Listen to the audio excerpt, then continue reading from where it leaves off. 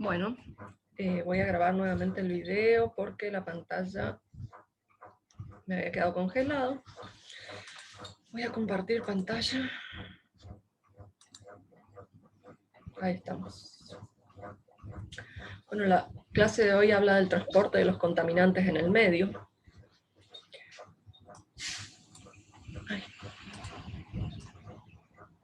Bien. El transporte de contaminantes en el medio, dice, es un vehículo entre la liberación de un contaminante por una fuente X y el contacto con el receptor en el punto de exposición. ¿Qué quiere decir con esto? La liberación del contaminante por una fuente, por ejemplo, más abajo vamos a ver un dibujito que hay enterramiento de unos bidones con sustancias peligrosas, con residuos peligrosos, solo hay enterramiento. Entonces,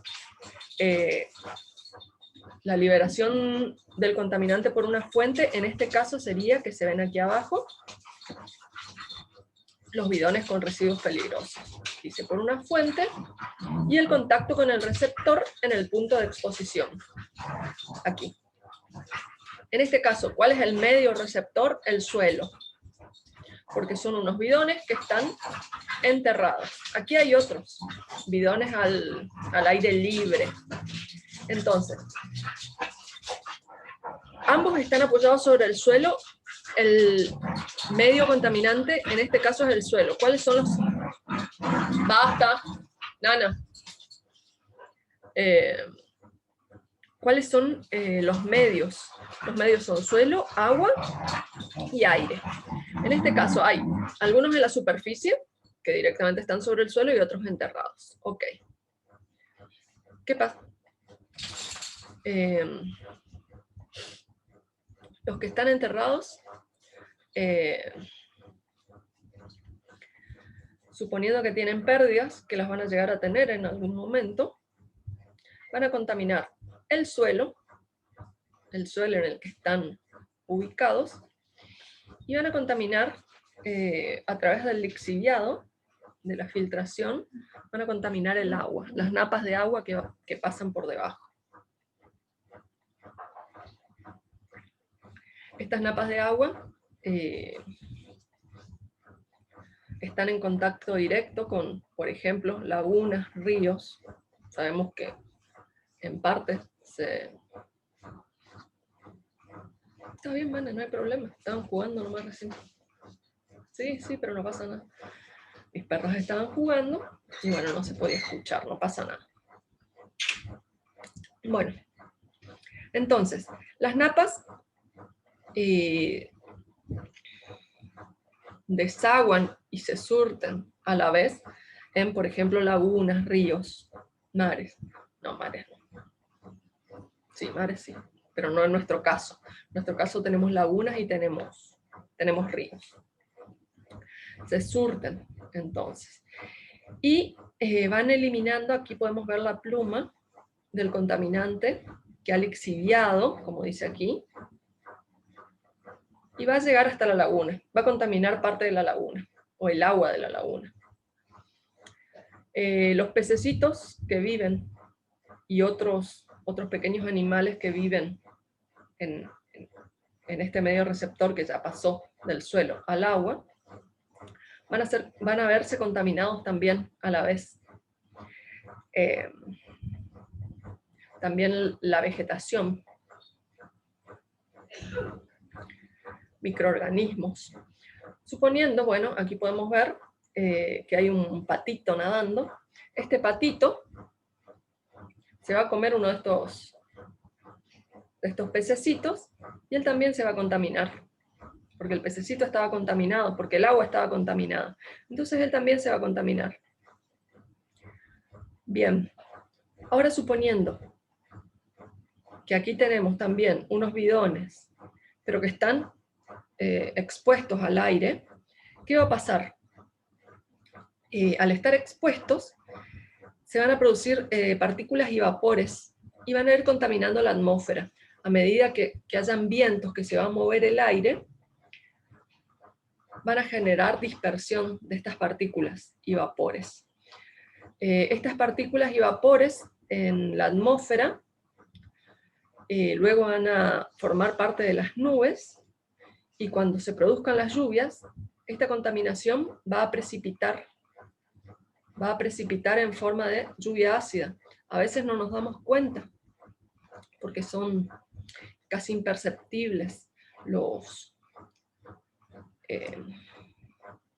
resultados, los síntomas, podríamos decir, pero de que existe, existe. Ahora, esta lluvia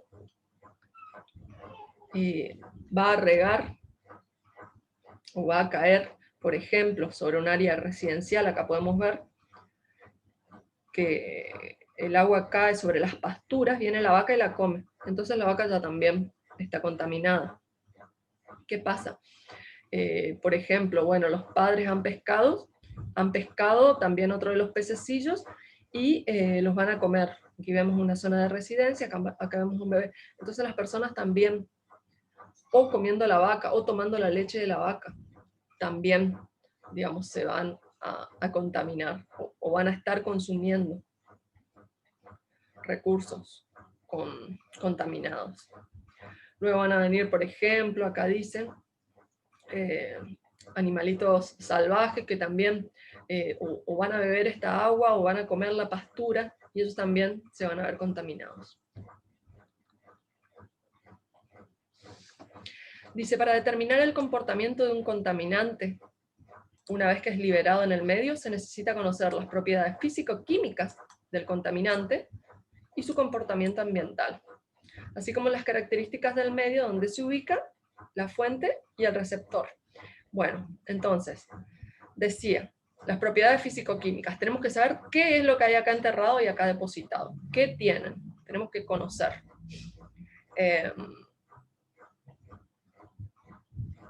Bueno, ¿dónde se ubica la fuente? La fuente es esta, y el receptor, en este caso el receptor, bueno, es toda la vegetación, todos los animalitos, el mismo suelo, el agua. Bueno. Las características básicas de un contaminante para evaluar su comportamiento ambiental son aquellas que reflejan el grado de movilidad que puedan tener los distintos medios: agua, aire y suelo. ¿Cuál es la movilidad? Habíamos visto. Aquí está enterrado, está contaminando el suelo. El suelo, a su vez, en el suelo se produce el lixiviado, va por las napas y contamina el agua, y a la vez se producen partículas y vapores que son liberados a la atmósfera, y entonces ahí se produce todo un circuito, todo un círculo, y vemos que los tres medios, agua, aire y suelo, están contaminados. Bueno, también tenemos que ver su persistencia, la biodegradabilidad y el potencial de intervenir en reacciones químicas y de bioacumulación y biomagnificación dentro de la cadena trófica. Bueno, ahora vamos a ver qué son estos términos. La movilidad de un contaminante y su acumulación en distintos medios va a depender de los contaminantes y la naturaleza de los compartimientos ambientales. Las propiedades físicas resultan claves para la movilidad del contaminante, son la volatilidad y la solubilidad. La volatilidad, habíamos hablado de las partículas que se esparcen en el aire, y la solubilidad en el agua, se disuelven en el agua. Bueno, los contaminantes orgánicos presentes suelen transportarse a largas distancias, lo que se conoce como efecto saltamontes, que es que pasa por los distintos, quiere decir que el contaminante pasa por los distintos medios, como veíamos acá. Primero está en el suelo, luego pasa al aire, llueve, pasa, vuelve al suelo, pero también no nutre, al contrario, contamina el agua. Entonces, el pasar de un compartimento a otro significa que es un efecto saltamontes. ¿Qué es la persistencia? Es la capacidad de permanecer en el ambiente largos periodos de tiempo sin sufrir degradación química o biológica. Es decir, el contaminante mantiene su grado de contaminador en todo momento. ¿Qué es la bioacumulación? Es la afinidad de una sustancia a concentrarse en los tejidos de los organismos vivos, como veíamos en el caso de los pececitos, de las vacas, un conejo, también la criatura y la familia que vive en esta casita, pero también los árboles, el pasto, en los tejidos de todos los organismos vivos. Bueno, ahora vamos a ver, dice, el análisis del compartimiento de un contaminante, una vez que es liberado en el medio, involucra el conocimiento profundo de los procesos físicos, químicos y biológicos que pueden ocurrir. Entonces, para ver cómo se va a mover este contaminante, tenemos que saber en qué tipo de medio está y cómo podemos actuar. Dentro de los procesos físicos tenemos el de advección, dispersión, volatilización, sorción, precipitación. Los procesos químicos, hidrólisis, fotólisis, reacción óxido-reducción.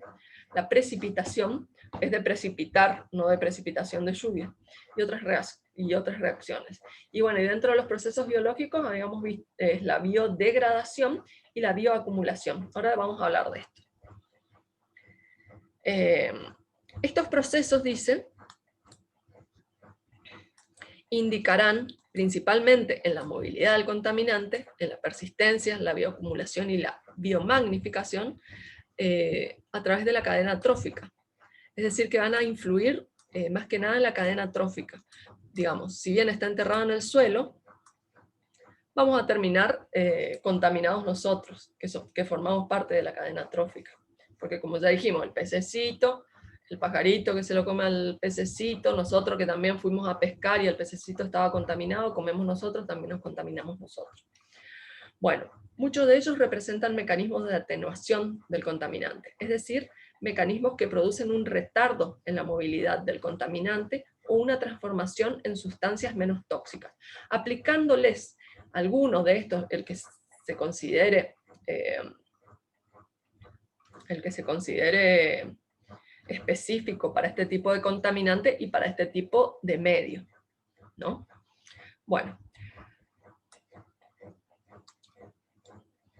Dice, las condiciones, vamos a ver algunos ejemplos. Las condiciones aeróbicas y la penetración de la luz. Aeróbicas es cuando hay aire. ¿Ok? Cuando hay oxígeno. En el agua hay oxígeno. Entonces son condiciones aeróbicas. Y la penetración de la luz en las aguas superficiales puede facilitar la degradación biológica y química de algunos compuestos orgánicos. Vieron que la luz solar a veces oxida a algunos contaminantes. Sin embargo, hay que tener en cuenta que existen algunos compuestos que son muy resistentes y muchas veces algunas pequeñas concentraciones pueden ser muy, muy contaminantes. Ahora, la degradación biológica ocurre por la acción de las propias bacterias del suelo en la zona no saturada. Es uno de los principales mecanismos de destrucción de compuestos orgánicos. El mismo suelo, las mismas bacterias que conviven en el suelo, van comiendo al contaminante. No siempre funciona, pero hay que ver qué tipo de método podemos utilizar. Otro fenómeno que se puede aplicar al medio suelo es la sorción.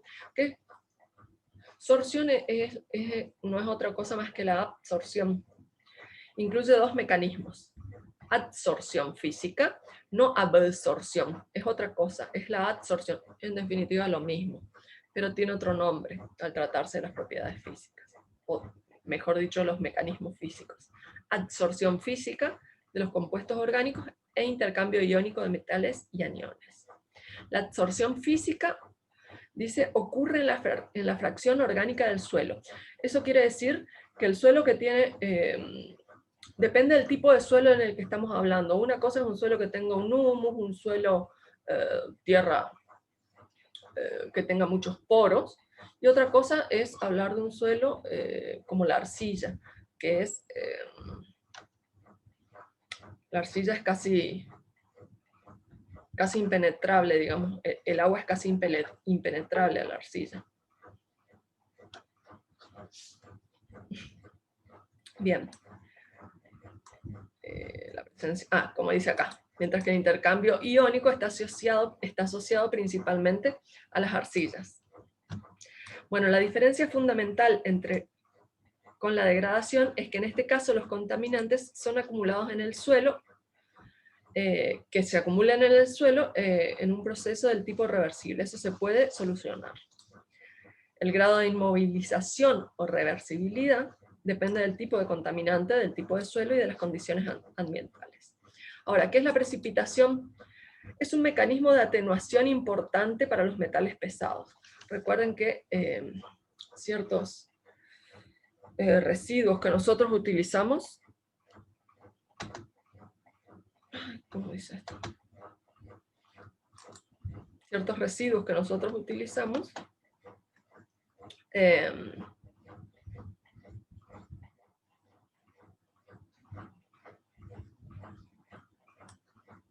por ejemplo, los tubos fluorescentes que contienen mercurio, o si descartamos un celular, o una computadora, o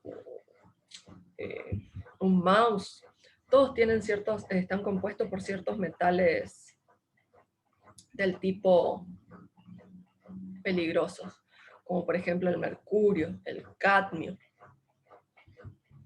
el yodo. Bueno, yo no creo que, bueno, sí, dentro de nuestros residuos puede estar, hay residuos que contienen yodo. Bueno, hablábamos de los metales pesados, y bueno, y ahí depende de la extensión de este mecanismo, de la extensión, es decir, por ejemplo, un ejemplo serían las famosas manchas de combustible que se producen, las manchas de petróleo, perdón, que se producen en el mar, en el océano. Depende del tamaño de la mancha, se podrá aplicar o no, por ejemplo. Otro mecanismo de atenuación, dice, es el redox, oxidación-reducción, donde los compuestos se vuelven menos tóxicos o cambian su estado de oxidación.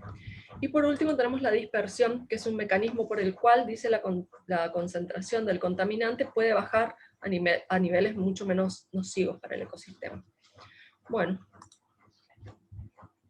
esa fue la clase de hoy. Si les ha quedado dudas, por favor comuníquense conmigo. Y bueno, nos vemos el próximo jueves en el siguiente Zoom.